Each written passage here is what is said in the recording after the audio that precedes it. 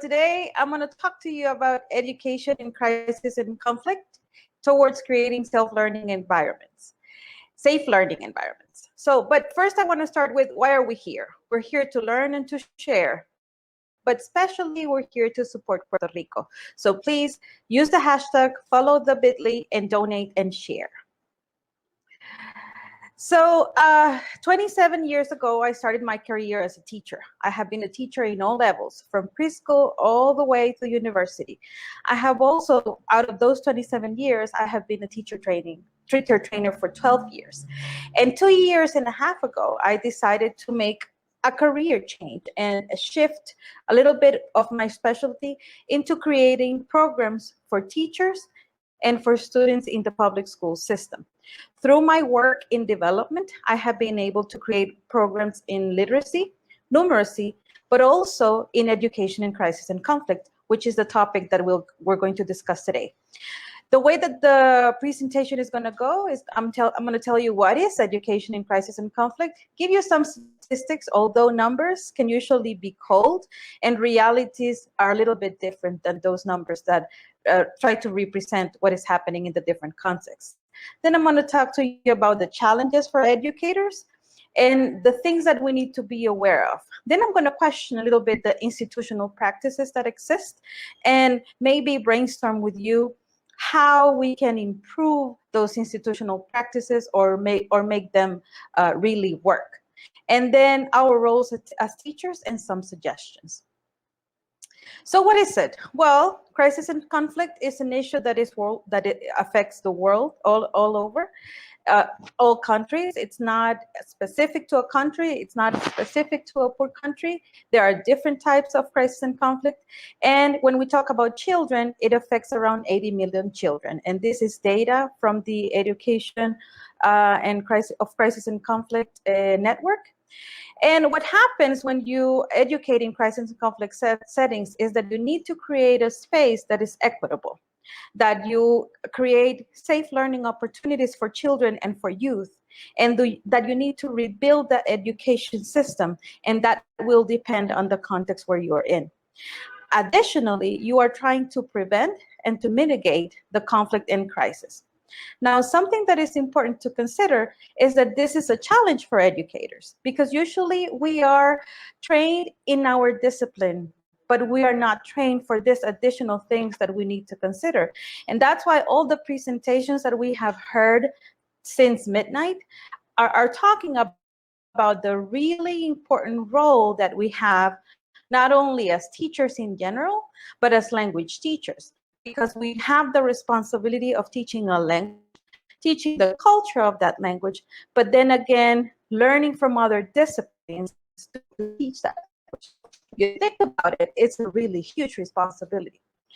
Then the problem becomes that crisis and conflict becomes normalized, and that is a challenge. So children's in violent settings might tell you, no, I don't have a sense of violence. I don't see violence around me because violence has become normalized for them. Statistics from our country say that in schools or school surroundings in certain areas of our country, we have high levels of gender-based violence, bullying, and other types of gang-related violence. And this is exacerbated by the fact that we have governments where the government and the organized crime are colluded sometimes, when you have the police officers also colluded with gangs and organized crime and narco trafficking. And there is a lack of really political will to address the issues for education in these cases. And then you have situations in which children and whole families are displaced from their communities, and they are not able to access education.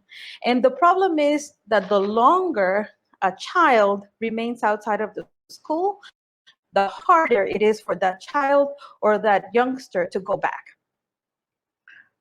So what should be we aware of?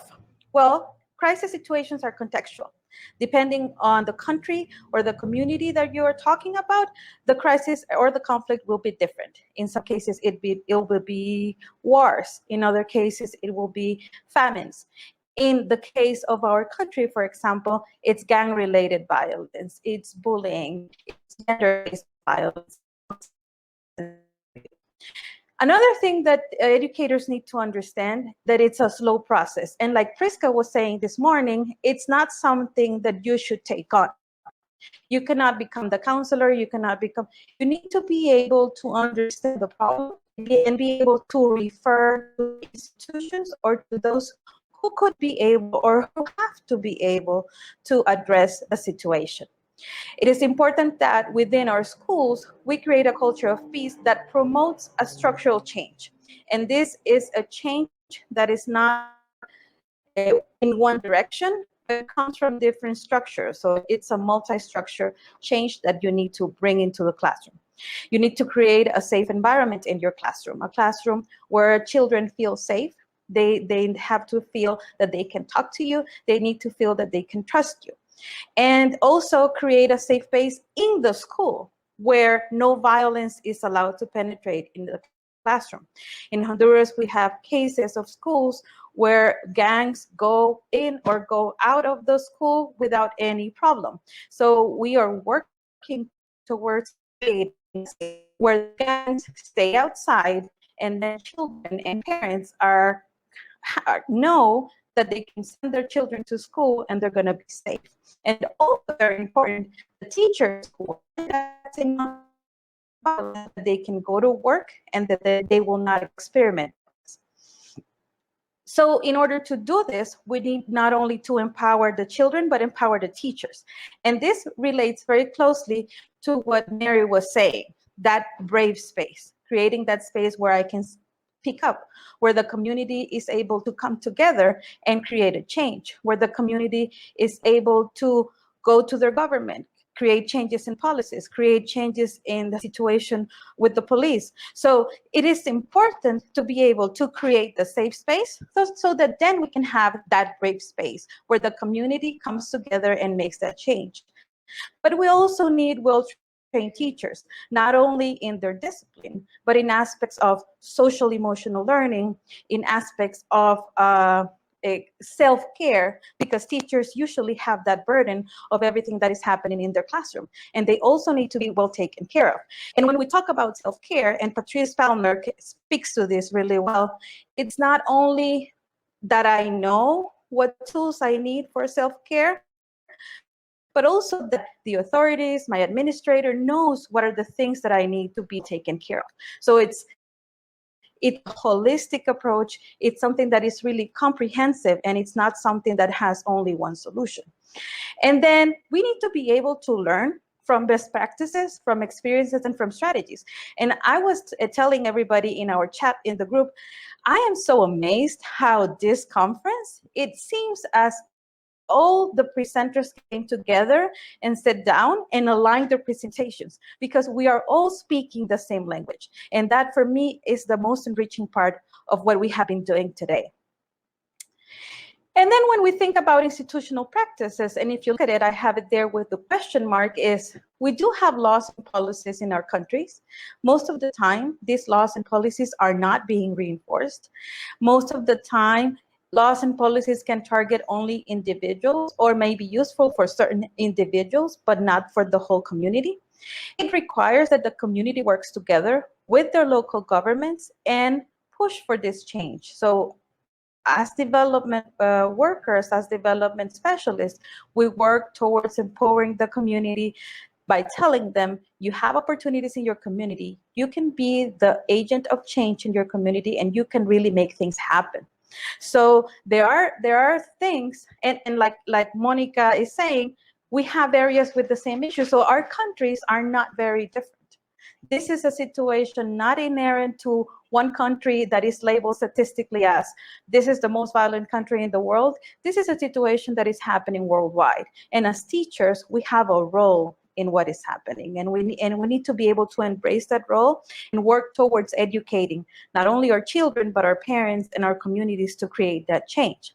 And like I say in the next bullet, teachers in the classroom are the change agent. We create that awareness. We give our students the tools. We search for our own tools because we understand the issues. We find ways to address those issues, and we are able to teach others. We're able to work with the parent associations and help them see what is good for their children, what is good for the community.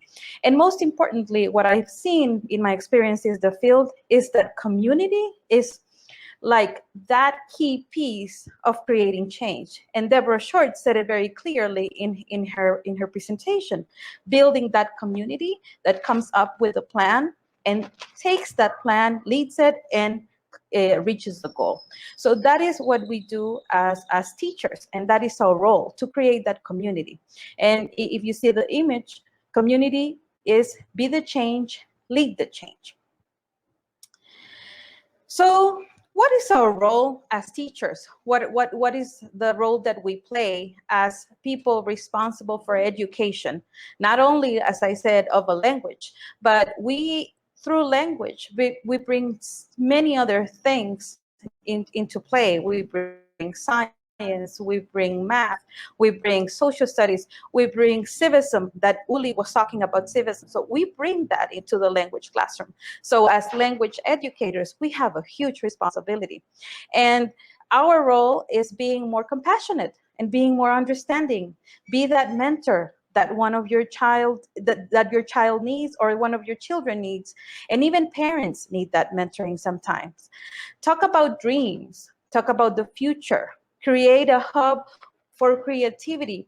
And I liked when Marcelo Barros presented his exchange project. That is great. That is a hub for curiosity and creativity and creating new things.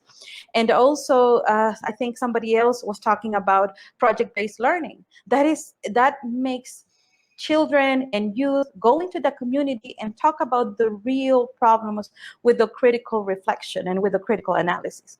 And as we say through the 6 principles, get to know your students, get to know what they need. Sometimes, and this might sound a little bit corny, but sometimes that smile, that question, how are you, might make the difference for a child. So it is important that we get to know our students and their needs. And then come up with teaching strategies that are relevant and that really create a change in your classroom, like blended learning, where we give students a choice. How do you want to approach this topic? How do you want to approach this thing that you're learning? Create a flipped classroom where students become advocates. So they learn and they create a plan and they advocate for something that they think their community needs. And then have critical discussions. Don't be afraid to discuss the issues. Like Franklin was saying, we have students that are really globalized and that want to discuss the issues. So don't be afraid to discuss those issues. They are the ones that have to call to action. And then make sure you empower your students and maximize their potentials. That's when you get to know your students, you find out what are the things that they are able to do and you maximize that potential. And finally, make sure that as a teacher, as an educator, you are always taking care of yourself and you are making sure, like everybody has said, an empty vessel is not able to give anything to anybody, so you need to make sure your energies are replenished and you are taking care of yourself. What is your plan now? And I want to give you like 5 seconds. What is your plan now? What do you plan to do in order to empower others? And I'm going to give you a chance to write in the chat. It can be bullets or ideas, something simple. It doesn't have to be complicated. I have my plan on the screen, and my plan is to advocate for those who need it. Train teachers. I have been doing that for 12 years, and I plan to continue doing that. That's my volunteer work, and it's really rewarding for me to work with teachers and understand their needs and help them and guide them. Support, contribute, and model, like we're doing right now. We are supporting a cause. We all contributed, and we are modeling, sharing, donating, and contributing our little bit for this great fundraiser. Then collaborate. Be intentional about developing community. It is so important. Like I said before, it is the key to creating change. And then integrate a sense of belonging into actions. And I am very happy that we have finally created the Spanish curriculum for the public schools. And the books are so beautiful that they do not only have a gender and social inclusion lens, but they also have a sense of identity for Hondurans. In my 46 years of life, these are the first Spanish books that I see that really highlight the worth of Hondurans. So create that sense of belonging for your students, to their communities, to their countries. And then be the change agent. Be that change agent. Don't expect anybody else to do things. Go ahead, take action, and do it yourself. Just like we did with this event, one person came with the idea, and then everybody else contributed to make it happen. So it is possible. Sometimes we say, but I'm the only one, and nothing is going to change. Don't think that. You can be that change agent that really promotes change in your community and in your context. So Guadalupe says, care for everyone. That's a good plan. Give learners the freedom to make decisions for themselves, from Harshini. Exactly. And then Monica says she will continue to advocate for the groups that are usually left out. Yes, inclusion. That sounds perfect. So this is my presentation. I think I finished very quickly because I'm worried that I disconnected or my voice distorted. But I really want to thank you all.